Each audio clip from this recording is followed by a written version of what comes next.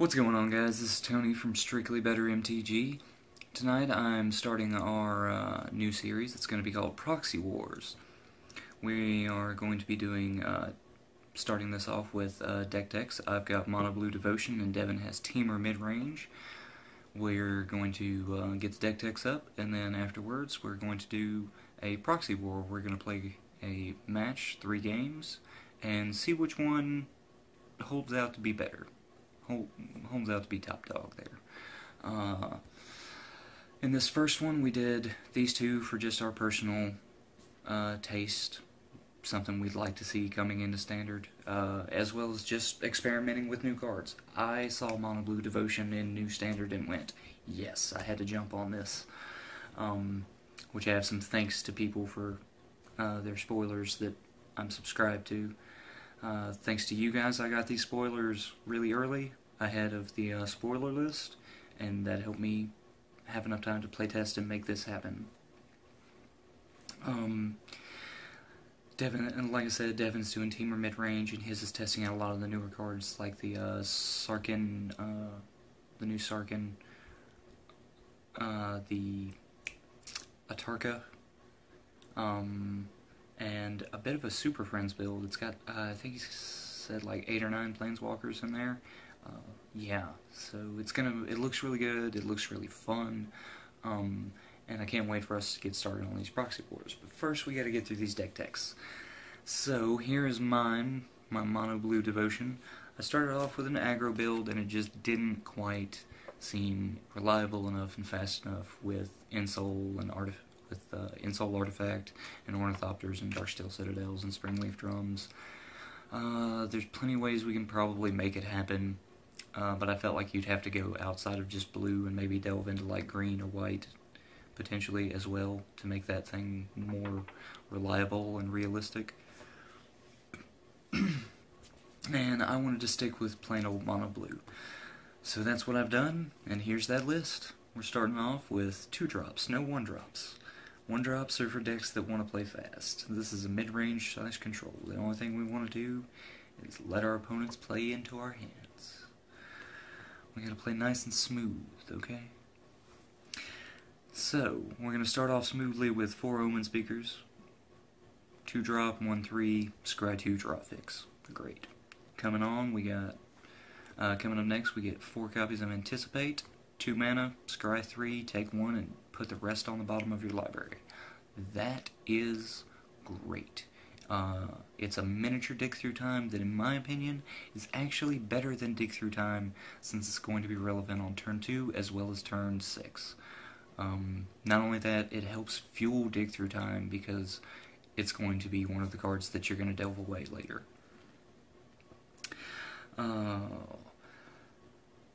For our next utility piece in this deck, we've got 4 copies of Silumgar's Scorn. At 2 blue mana, it's a counterspell. It says counter target spell unless it's controlled by spells. Well, in our current standard format, with the meta the way it is, people are trying to curve out really quickly with 2 drops on turn 2 and 3 on 3 and 4 on 4, etc., etc. So being able to just say, I don't want you to have that. Can you pay this extra mana? And if they can't, they can't. You've effectively countered their spell. So for 2 mana, that's great. Early on. Late game, you have to have a dragon. You have to reveal or control a dragon when you cast it, so that it'll have its actual, strictly better self-improved effect. Counter target spell. Period. Done. No ifs, no ands, no buts. Hard counter, and we're through. We are out of there. And yeah, that's great. Does this seem really familiar to anyone, or is it just me? What's that thing I'm thinking of? That counter spell that's really old and only 2 blue mana. Oh yeah, Counterspell, the original. So this is as close as we are probably going to get to it for a while. They can't reprint it. It was just too powerful. So if you think this card is underrated, you haven't looked hard enough. There's a way to make it work. If nothing else, blue-white control, running Ojutai, and the same dragon I'm running that made this possible, Icefall Regent. Thank you to Channel Fireball for spoiling that. That helped me make this. I saw that before I saw it on any of the spoiler websites, and thanks to that, I immediately proxied it up with the mid-range control field that I had been leaning towards, and it's just come together and been perfect, in my opinion. It may still need some tweaking from everyone else's opinion, and that's fine. I'm not a pro. I'm not saying I got this down to the best, but I'm saying I've got a really good template for you to start with. So next up on the list of utilities, something else that's very important in protection: 4 copies of Reality Shift. 3 copies of Reality Shift. Excuse me. That's your spot removal. There's also tricks for it. Being able to exile an Omen Speaker on your side of the field to get some extra value out of it, turning it into a 2/2.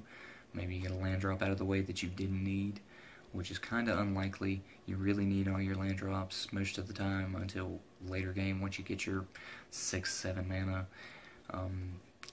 The deck is kind of mana hungry, but not in the way you think it is. Like, by the time you get to the late game, your mana hungry stuff is like, oh, I've got it all, and I can do it all.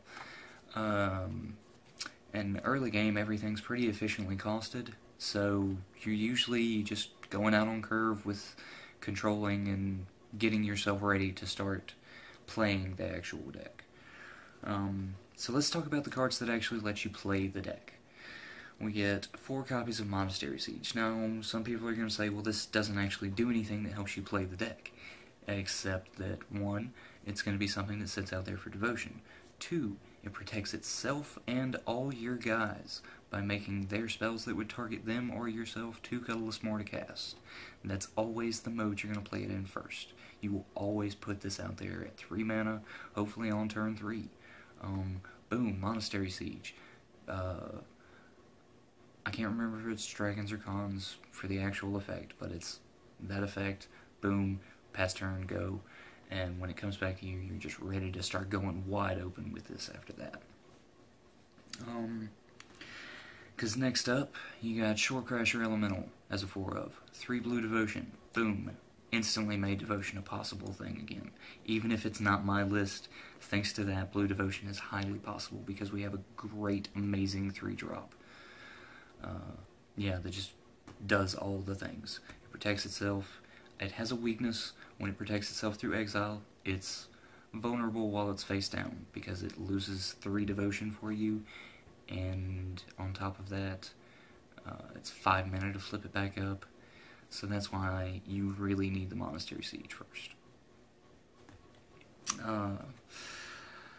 Next up, standard devotion piece. That's she gives you 1 devotion. She's an indestructible 5/5. She makes Shorecrasher Elemental and herself unblockable quite easily, I might add. Yeah. And Scry 1, plan your draws at the beginning of your upkeep. Not much else to say there. She's just a good card. Next up, another tried and true devotion tactic, Master of Waves. He has great synergy with Shorecrasher Elemental because he can make him a 4/4 without the Megamorph, as well as devotion and getting tokens. Typical Master of Waves play. Don't need to say much else there.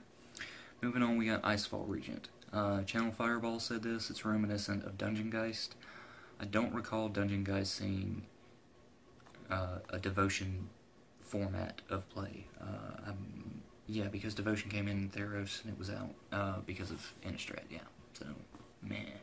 Unfortunately, we didn't have this for devotion before. Now we have this effect. We had it kinda because we had Tidebinder Mage, I think was, the 2 blue, 2/2 that had tap down a red or green creature that your opponent controlled, which helped. It helped in that matchup. It helped in those things. Now we just have Icefall Regent, which is just tap down their creature. Biggest guy, doesn't matter. And he's a 4/3 flyer. And then he also protects himself because spells that your opponents control that would target him cost 2 colorless more. So on top of Monastery Siege, he's got extra protection from that extra 2 colorless. And he's got 2 blue devotion for us, and he tops out our curve at 5 mana. It's really nice in this sort of constant tapped land entering the battlefield play from the higher up decks that run multiple colors, that have to have them for their fixing. Now we have a way to kind of abuse that, because when they're, you know, we're playing on the same key as them, but we're playing differently. We're trying to be more prepared against all their strategies. Just something I feel like that's what you're supposed to do with Monoblue, period. The fact that this happens to go for devotion for a win is just how it's shaped up in the format. You could probably do a Monoblue control, but I don't know. I think that deck list is a little too tight for me to try and work on. Last but not least, we got 3 copies of Dig Through Time, topping our curve out at an 8 mana. Ugh. But we all know Dig Through Time, it's usually cast for 2 to 3, so yeah. It's Dig Through Time. Can you dig it? Moving on, we got 23 lands in this. We got 13 islands, which I started off playtesting with 22 with my aggro build, and coincidentally, due to some weird mix-ups on my part, I think I was kind of asleep when I did this, I left 2 of the 1-drops in and didn't change them out for like the extra Master of Waves and extra island that I had planned to do. So I actually continued to playtest this build with 2 Hypnotic Sirens as well as 22 lands instead, and 1 less Master of Waves for that matter. And I did Hypnotic Siren because of the bestow and being able to take an opponent's creature. Just having an extra effect besides the one I have on the board, which is Clever Impersonator. The rest of the lands are 3 Polluted Deltas, 3 Flooded Strands, so you got 6 fetches, trying to keep the life loss from those to a minimum, seeing as how we don't have any actual life gain. Aside from that, we got 4 Nykthos Shrine to Nyx, which is necessary for your devotion, any devotion build really. It helps. It's going to give you all the mana to do all the things. And who doesn't want to do all the things? I want to do all the things. Let's do all the things. Let's tap that Nykthos for 2 mana and get all our devotion and play all the things. Just play out our hand. It's really great after a Dig Through Time. Speaking of which, that is the first card I want to mention in our sideboard. It's a 4th copy of Dig Through Time because eventually we're going to have to board and do more of a control type feel, and that 4th copy of Dig Through Time is going to help you really find your finishing pieces, which is still devotion based. Just a quick note of that is important. Along with any more of your answer stuff, you know, counterspells and removal, etc. Moving right along though, we've got 1 Pearl Lake Ancient at 7 mana in our sideboard. Since we are potentially going to a more control-y feel, I felt like 1 copy of another control finisher type thing. It was between this and Prognostic Sphinx, and I was really leaning towards Prognostic Sphinx because it was 5 mana. And I went with Pearl Lake Ancient because it can't be countered. And against a control matchup, that becomes really important. So I wanted to make sure I'd have that as an option. Make sure we would have that as an option, for that matter. Anyone else that chooses to run this list, please let me know how all your stuff goes. And even if you decide to tweak it, let me know. I'm very interested. I like knowing how these decks go. And I'm really interested to see if anyone changes anything, how they want to tweak it. Next up, we got 3 Clever Impersonators to snatch Planeswalkers and Siege Rhinos and Hornet Queens and all your favorite big guys with enter the battlefield effects and just terrible trash. I mean, it's potentially cutting the cost of Ugin or and changing the mana cost of other like Planeswalkers, so you get them and you can still have all these great effects, like being able to get Narset from a blue-white control matchup, and be able to like rebound your dig through times and anticipates. Yeah, I really like that. I feel like that's a great effect. It's clone version 2.0 on steroids. It's awesome. Moving right along though, because we are getting close to time. I think I got about 5 or 6 more minutes for this. We got 3 polymorphous chests. That's to help us remove big guys with effects, because we're going to turn them all into 1/1 frogs for 3 mana. Along with Monastery Mentor is actually a huge problem. Somebody out there, if I don't see it within the first month of this new standard, I'll put it out there. Monastery Mentor is a control player's win condition dream. You put him out there, he's got prowess, and he's just going to start making a bunch of prowess tokens from all your counterspell magic and all your burn magic, because I'm thinking of a Jeskai build here. Just an insight. Yeah, he gets overwhelming and out of hand because of how many tokens and how big they get so quickly. Yeah, being able to turn everything there into 1/1s and then wipe them is really, really handy. If nothing else, being able to reduce 3 damage down to 1, so reducing it by 2, and imagine if that's, 3 or 4 tokens worth of that, that's potentially keeping you alive in the game, so you can actually have a chance at winning and coming back on them. Following up with our control element of sideboard, we run 3 copies of Dissolve for 3 more hard counters, along with the tagged on Scry effects, so we can fix our draws a little bit more, even more important in a control matchup. Then we move on to a 4th copy of Reality Shift. Real quick note, I did think about running Singing Bell Strike in this, because it will help with devotion as well as tapping down a creature. But late game, it kind of loses value because... excuse me. It loses value because they can potentially pay that 6 mana to untap that creature, and then, you're just losing some of the value of it. I would rather, exile it and potentially make them manifest to stoke the flames so they can't cast it. Or,